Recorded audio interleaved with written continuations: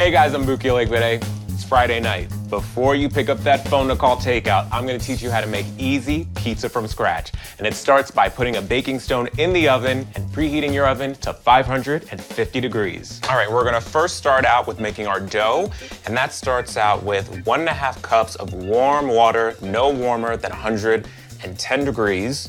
Otherwise, you'll kill your yeast. 1 teaspoon of sugar, and 1 packet of instant dry yeast. 3.5 to 4 cups of bread flour.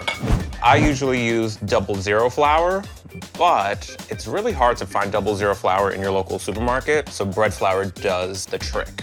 Turn your mixer on low, and you're gonna pour in 2 tablespoons of olive oil, 1 teaspoon of salt. Now you're gonna add your proofed water and yeast. Once your dough forms into a ball, bring it all out onto a floured board, and you're gonna start kneading.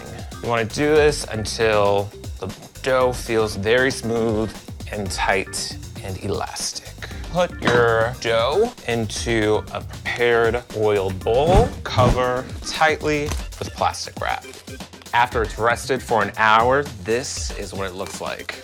Punch down to deflate, smush it right out onto your board with a little flour, and you're gonna knead one more time. Cut it in half. Pinch in the sides. Now you're gonna let it rest for 10 minutes, and then we're gonna get ready to make our pizza. You want like a 12 to 14 inch circle. We're gonna throw this in the oven on your pizza stone, 550 degrees for 10 to 12 minutes until it's dark, bubbly, and ready to eat.